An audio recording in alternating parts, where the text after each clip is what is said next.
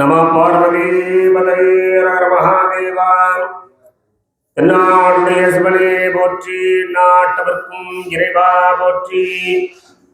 பேரன்பு சார்ந்த பக்தகோடி மெய்யன்பர்களே, எல்லாம் வல்ல பரம்பொருளாக வேண்டுவோருக்கு வேண்டும் வரமெல்லாம் வந்து கருணை கடலாக விளங்கக்கூடிய அம்பிகையாம், திவ்ய நாமம் கொண்டு திவ்ய சேத்திரத்திலே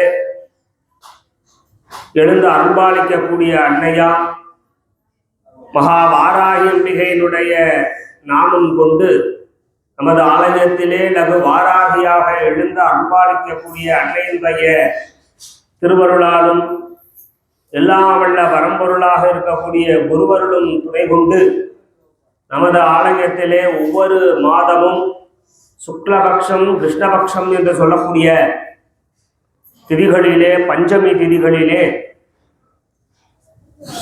வாராகி அம்பிகைக்கு பிரீத்தமான இந்த பஞ்சமி ஹோமங்களானது அம்பிகையினுடைய திருக்கருணையால் நடந்து கொண்டிருக்கிறது.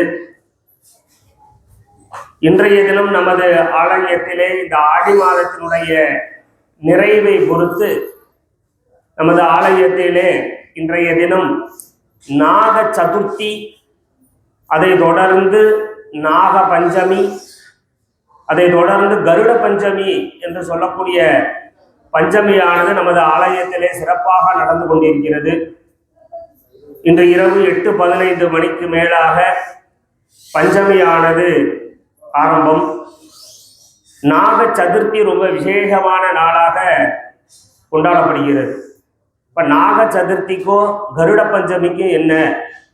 பஞ்சமி அப்படின்னாலே பூர்வ புண்ணிய ஸ்தானம் அப்படின்ட்டு நம்மளுடைய ஜாதகத்தில் சொல்லுவாள்.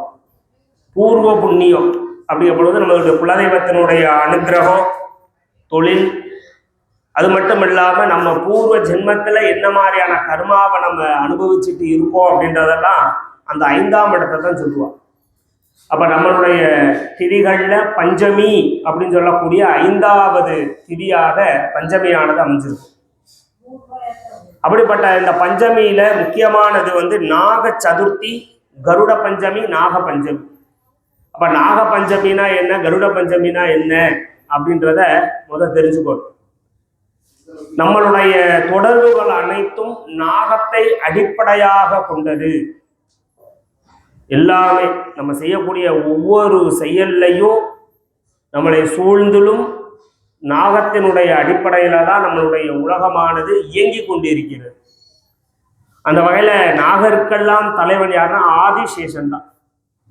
ஆதிசேஷன் தான். அதனாலதான் திருப்பாற்கடல்ல மகாவிஷ்ணு பாம்பளே என்ன பண்ணியிருக்க, படுத்திருக்க. அப்ப நாகர்கள்லாம் எப்படி உருவானாங்க? நாக உலகம்னே தனியா ஒண்ணு இருக்கு. யக்ஷர்கள், ராட்சசர்கள், பூதகர்கள், பிசாசகர்கள், பிரம்ம ராட்சதர்கள் அப்படின்னு ஒவ்வொரு 20 விதமான தன்மைகள் உடையவங்க இருக்காங்க. அதுல நாக உலகம் அப்படின்னு ஒண்ணு இருக்கு. அப்ப இந்த நாக உலகம் ஏன் இதை கொண்டாடணும்? ஒவ்வொருத்தவங்களும் ஒவ்வொரு தெய்வத்தை அடிப்படையாக கொண்டாடுவாங்க. இப்ப விநாயக பெருமானை பார்த்தோம் அப்படின்னோம்னா பாம்பதான் பூநூலா போட்டிருப்பார். நாக யஜ்ஞோபவீத்தம்னு பேர். முருகப்பெருமானுக்கு பாதத்துக்கு கீழே நாகம் இருக்கும்.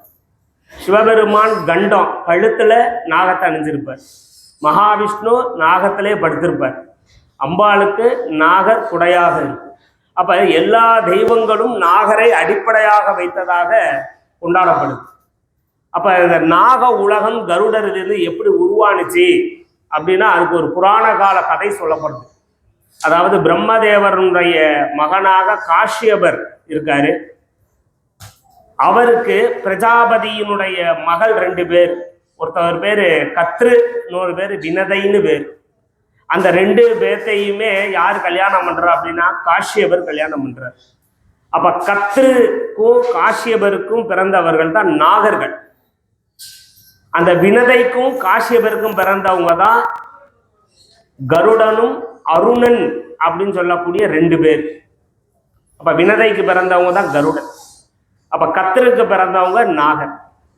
அப்ப வினதையும் கத்திரவும் அக்கா தங்கச்சி தான், உடன் பிறந்தவர்கள். இவர்களையே கல்யாணம் பண்றார். அவங்க 2 பேரும் ஒரு குதிரையை பார்க்குறாங்க. அந்த குதிரையினுடைய வால் கருப்பா வெள்ளையா அப்படின்றது ஒரு போட்டி. அப்ப கத்ரு என்ன சொல்றா, அந்த குதிரையினுடைய வால் கருப்பு அப்படின்னு சொல்ற. வினதை என்ன சொல்றா அப்படின்னா, அது ஒரு குதிரையினுடைய வால் வெள்ளை அப்படின்னு. ஆனா அந்த குதிரையோட வால் என்னது? வெள்ளை தான். ஆனா கத்ரு சொன்னது அதுகளுக்கு வெள்ளைன்னு தெரிஞ்சிருச்சு. உடனே தன்னுடைய மகன்களாக இருக்கக்கூடிய நார்களெல்லாம் கூப்பிட்டு அந்த வாளினுடைய நிறத்தை நீங்க போய் பின்னி பிணைந்து அதை கருப்பா மாத்திருங்க அப்படின்னு சொல்லிடுறான்.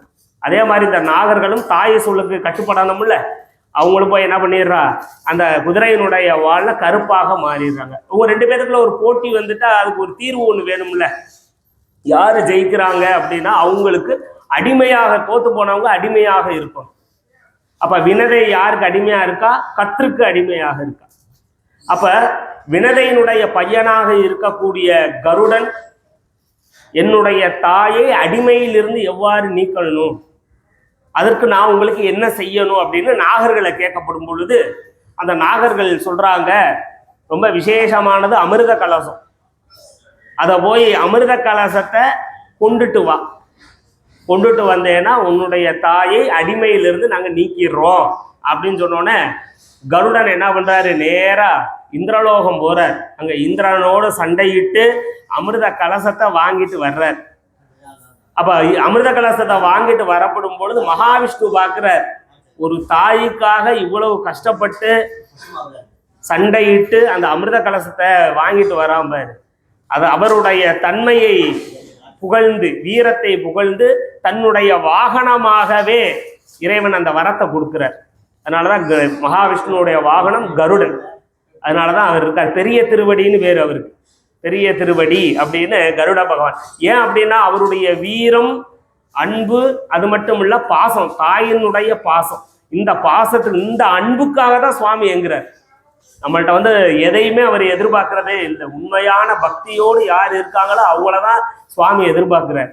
அப்படின்ட்டு இருக்கப்படும் பொழுது அந்த அமிர்த கலசத்தை கொண்டுட்டு வர்றாங்க. கொண்டுட்டு வந்து தாயை வந்து அதுல இருந்து நீக்கிறாங்க. அப்படிப்பட்ட நாகர்கள் பிறந்த ஒரு தினம் தான் இந்த நாக சதுர்த்தியும். அதே மாதிரி கருடனும் அந்த தாயினுடைய அடிமைத்தனத்தை நீக்கினதுனால இந்த நாக பஞ்சமியும் கருட பஞ்சமியும் கொண்டாடப்படுது. ஏன்னா கருடனுக்கும் நாகருக்கும் ஆகாது. ஆனா 2யுமே என்ன பண்ணியிருக்காரு, சுவாமி அரவணைத்து வச்சிருக்காரு. ஏன்னா ஆதிசேஷன் பாம்புலயே படுத்திருக்காரு, வாகனம் கருடனாக இருக்கு.